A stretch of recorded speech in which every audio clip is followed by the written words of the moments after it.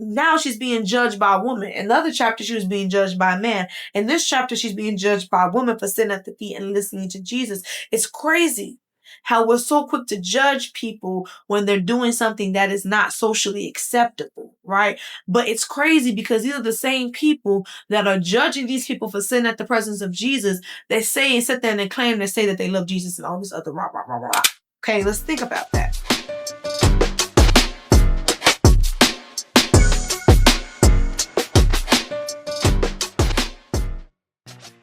Hey guys, welcome back to another episode of Girl with God, and I'm super excited to be ending our series Begin Again with God.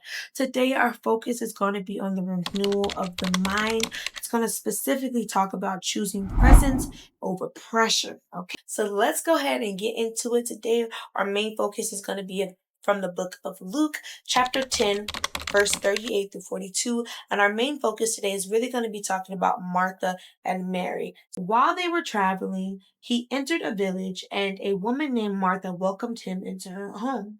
She had a sister named Mary who also sat at the Lord's feet and was listening to what he said.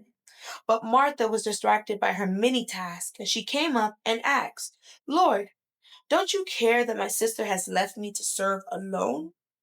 So tell her to give me a hand. The Lord answered her, Martha, Martha, you are worried and upset about many things, but one thing is necessary. Mary has made the right choice, and it will not be taken away from her. So let's go ahead and break down the scripture. Okay, I want to start off by saying Martha is not wrong. Okay, in biblical times, or even back in the day, shoot, during our grandmothers and grandfathers' times, women were expected to serve. Okay, women weren't working like how women do today and all about this independent lifestyle. No, women were expected to serve. They're expected to cook, they were expected to clean, they were expected to host, and they were expected to do it all gracefully, and that was her role.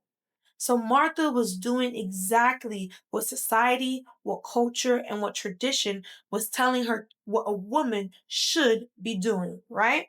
But Mary, she did something radical. Mary sat at Jesus' feet.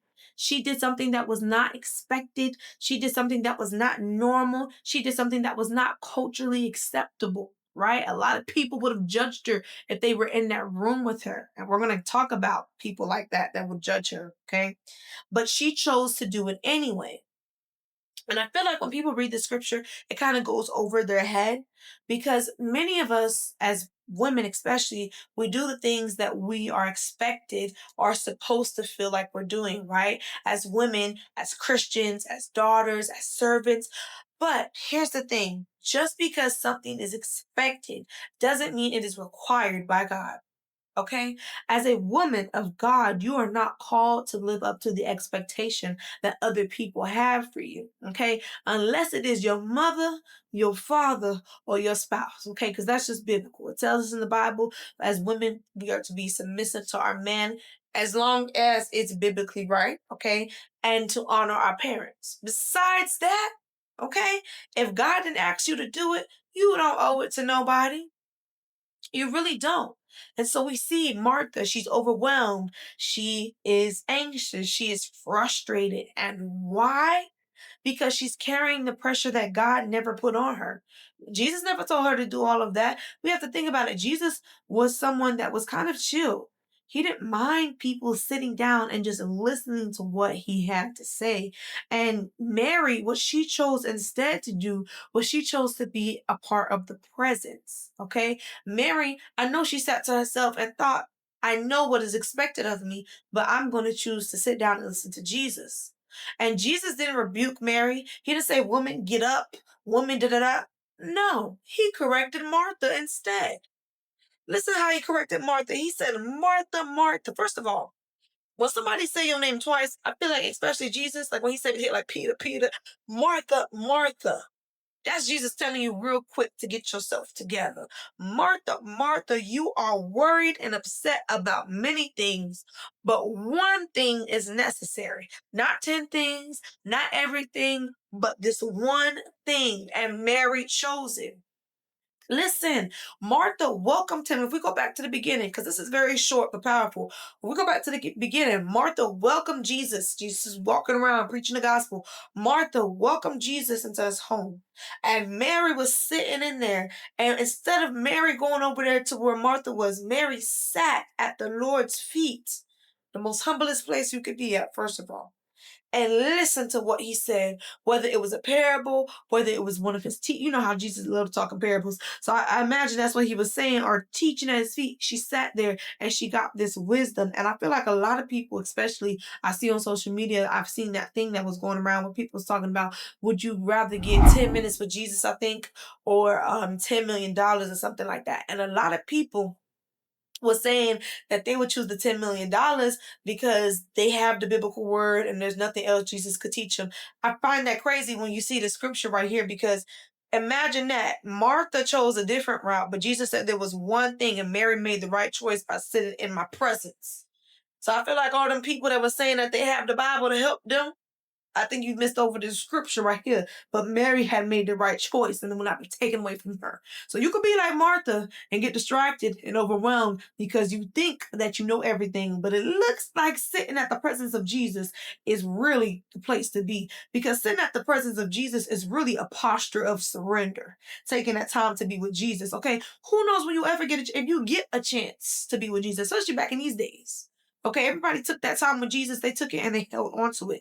And sitting at Jesus' feet, to me, is a posture of surrender. And it reminds me of this other story about this woman that took place in Luke. And it took place in Luke chapter 7, 37 to 38. I have an episode on here that talks about I was that girl, something like that. I'm gonna put it somewhere on the screen at the end. At the end of the video, I'm gonna put the recommendation for y'all to go watch it so you can hear more about this. But I'm gonna give you a summary.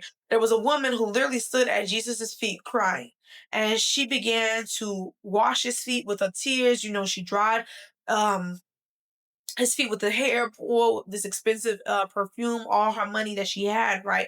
And she was being judged by the Pharisees, being judged by all these people that was not expecting her to do this because she was a sinner.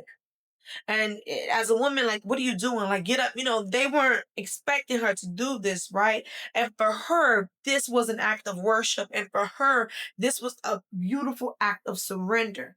Okay. And to me, this is what the picture of humility and surrender looks like. This is what I'm talking about. I feel like that's what it is to be real and vulnerable with God. And I feel like that's what Mary did in that moment that a lot of people don't see. She sat at the feet of Jesus, right? This is the most humblest place that you can be. And when she got at his feet, she wasn't really worried about anything else. Imagine these two different women in two different settings. We know that everybody in the Bible were all sinners, but this woman in chapter 7 of Luke, she was a sinner, known as a sinner, right?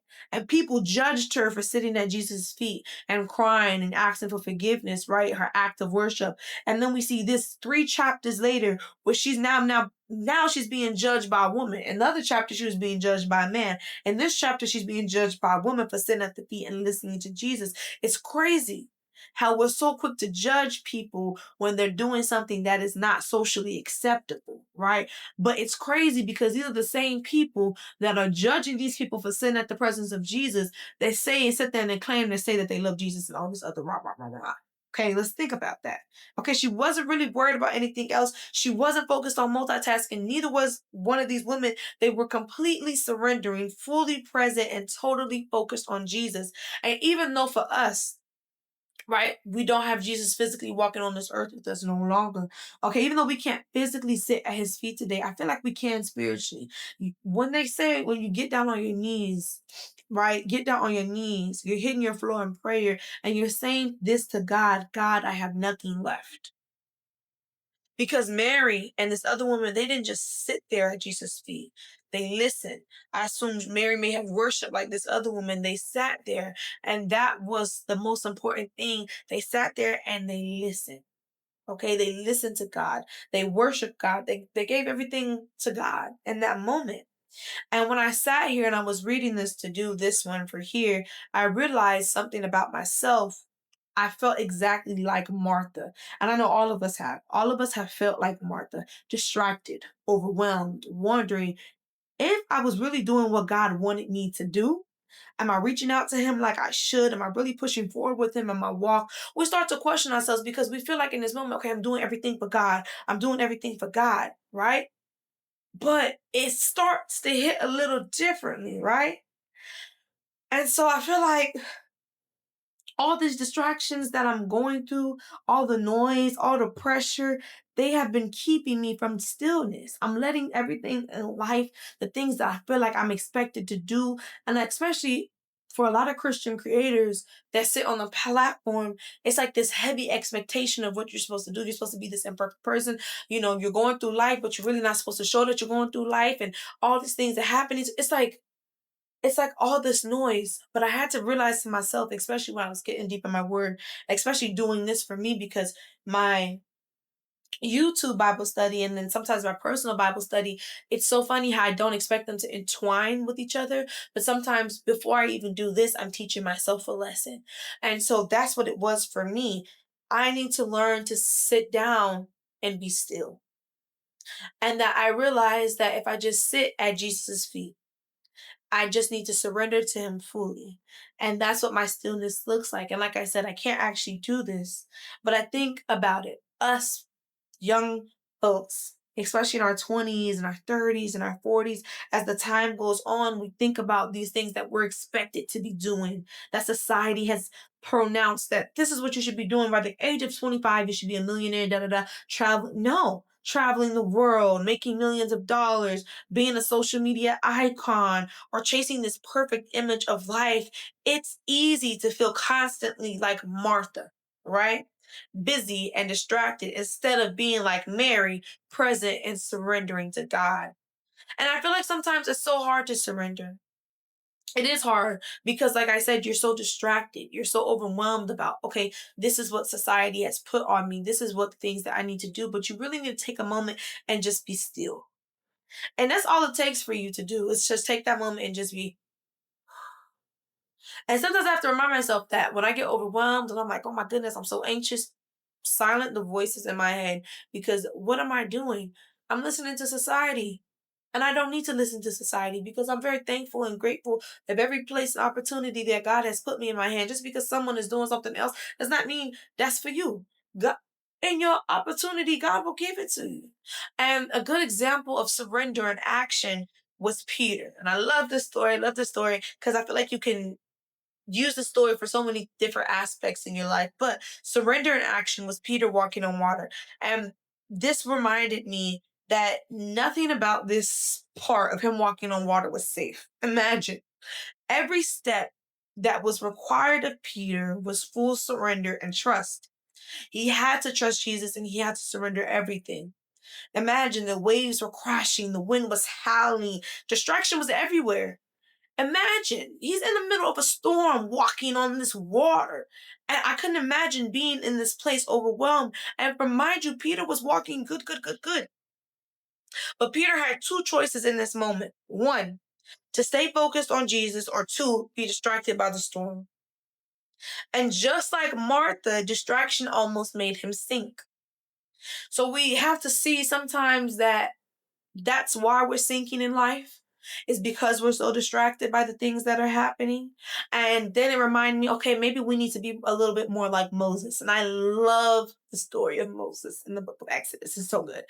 But Moses had to just trust God and go along with it, okay? His journey was so long. He didn't know all the turns ahead, but he learned step by step that trust and surrender because every single time God made it possible for them, right? This means that we need to have a renewed mind, like how Moses did, shifting from the chaos, from distraction to stillness, to surrender, and to focus on God. And when we talk about beginning again with God, it's not just a feel good phase, okay? This is real life, everyday action. Number one, we need to choose to be present with God over the pressure of society. Society isn't going to get you into heaven. Please, it's not going to get you into heaven. People pleasing is not going to get you into heaven. It will only leave you empty, stressed, and distracted. It's time to stop waiting on the opportunity, right? It's time to stop waiting for this to happen, that to happen, da da da, and just choose to know God for Him now. The pressure is always going to be there. Life is full of pressure. We see this with everything. We see this with all the people in the Bible. Just look at Jesus. Jesus had the pressure of the world. He had the pressure of the crowds. He had pressure of expectation. He had the pressure of betrayal. He had the weight of the cross on him. Okay? He even prayed, Father, if it is possible, let this cup pass for me. But he surrendered fully to God's will. He surrendered. Even when the pressure was starting to get to him, but you know what, God? I know what I got to do. I got to hold this cross. Okay, the disciples felt pressure. Some of them made the wrong choices when they made that pressure because they were so distracted. One betrayed him, others ran. One even took his life after betraying him. But some surrendered and they stayed faithful. Choices have consequences, and the way we respond to pressure shows what our hearts really are. So you have to ask yourself, am I letting the world distract me? Am I letting pressure from others pull me away from God? Am I like Martha, busy with everything but missing Jesus? Or am I like Mary, surrendered and present? Okay, so to begin again with God, how do I apply this to my life? One, identify distractions and give them to Him. Two, create moments of intentional stillness. Three, surrender fully. Your plans, your fear, your body, your mind. Number four, trust Him even when you don't see your full path. Sorry, guys. So this week, I challenge you to choose Mary over Martha. Sit at His feet, listen to Him, surrender, trust. Remember Jesus' words. One thing is necessary, and it will never be taken away.